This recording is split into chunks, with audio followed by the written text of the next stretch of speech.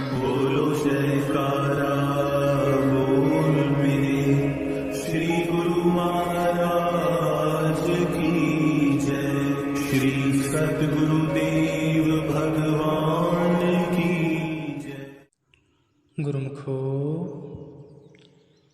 दो बातों को भूल मत, जो चाहे कल्याण। नारायण एक मौत को, दूजा श्री भगवान। महात्मा नारायण जी कथन करते हैं कि हे जीव, दो बातों को सदैव याद रखो। एक अपनी मृत्यु को और दूसरा ईश्वर को। जिस मनुष्य ने इन दोनों बातों को जीवन में स्मृति पटल पर रखा, वह पाप कर्मों से बच जाता है। जिसने मौत व ईश्वर को भुला दिया, वह मन व माया का शिकार हो जाता है। यह मत समझो कि मौत को विस्मृत करने से मृत्यु से छुटकारा मिल जाएगा।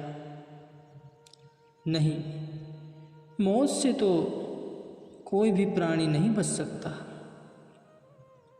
अतः अपनी मौत को कभी भी भूलो नहीं। जिसके दिल में सदा मौत का भय बना हुआ है, ऐसे ही वैराग्यवान पुरुष को भगवान प्रायशः याद रहते हैं। जिसने मौत को भुला दिया, उसके दिल में काम, क्रोध, लोभ, मोह, अहंकार आदि बेधड़क खेलते हैं, जिसका अंत में कितना भयानक परिणाम निकलता है, यह इस छोटे से दृष्टांत में स्पष्ट हो जाएगा। एक दिन की बात है कि कोई एक सम्राट घमंड में चूर हुआ घोड़े पर सवार होकर अपने मंत्री एवं सेना सहित शिकार खेलने के लिए किसी जंगल की ओर जा रहा था। रास्ते में उसे एक व्यक्ति मिला, जिसने अत्यंत मलिन, जीर्ण शीर्ण कपड़े तन पर डाले हुए थे। उसकी आकृति का रूप, रंग भी कुछ निराला ही था। उस अजनबी व्यक्ति ने कुछ पास आकर राजा को इशारे द्वारा रुकने के लिए कहा। राजन, मेरी बात सुन लो। परंतु राजा ने स्वाभिमानवश उसे कुछ उत्तर न दिया। तब उस व्यक्ति ने पुनः पुकार कर कहा, राजन, 2 मिनट रुककर मेरी बात तो सुन लो। लेकिन राजा के सिर पर तो अहंकार का भूत नाच रहा था। वह मन में कहने लगा कि मैं तो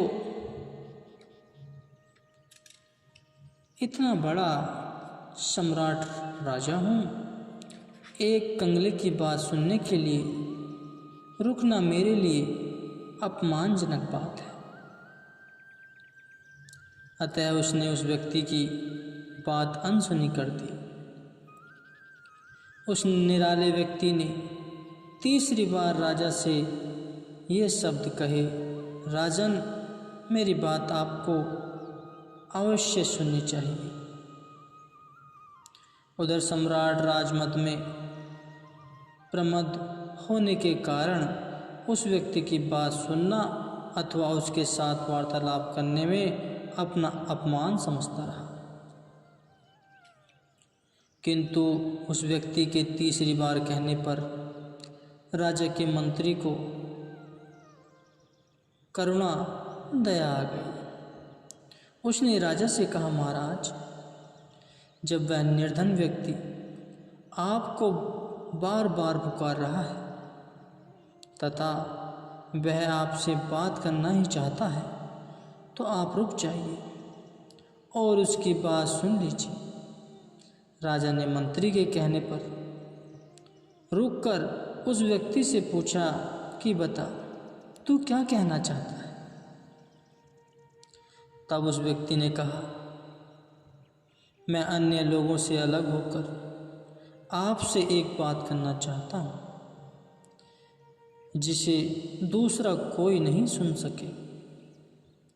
राजा ने उसकी बात स्वीकार कर ली। उस व्यक्ति ने राजा को धीरे से कहा कि मैं मौत का देव हूँ, मैं मौत का देव हूँ, उन लोगों के प्राण हरना ही मेरा काम है और आज मुझे तुम्हारे प्राण हर लेने का आदेश मिला है। इतना सुना ही था कि राजा का सब घमंड जाता रहा।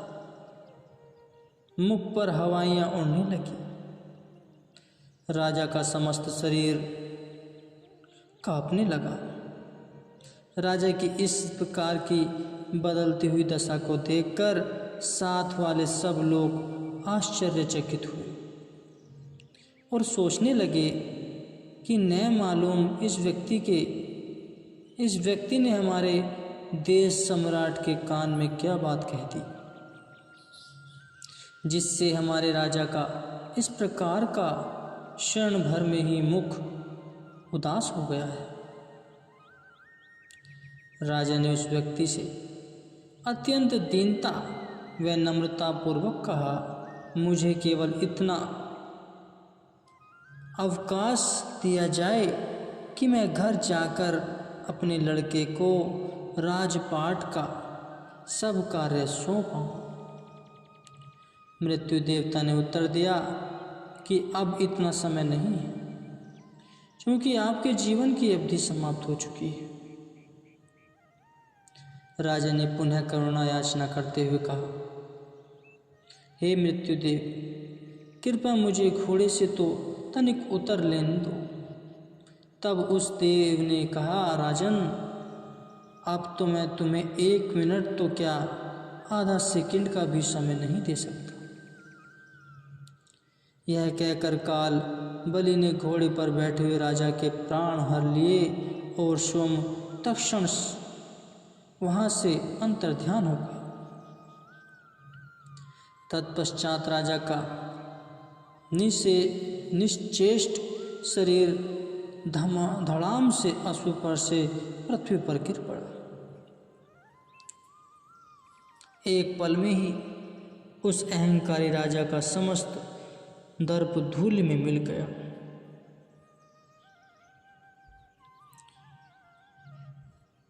इसका तात्पर्य है कि महात्मा नारायण जी कथन करते हैं कि 4 दिन की चांदनी ये समस्त संसार नारायण हरि भजन कर जासो होए उद्धार। कि ये मनुष्य संसार की झिलमिल तो 4 दिन की चांदनी की भांति है। इस पर तू गर्व न कर।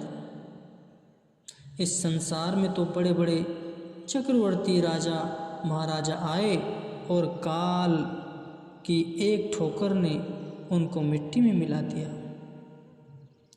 अंत में उनका नाम भी संसार से लुप्त हो गया।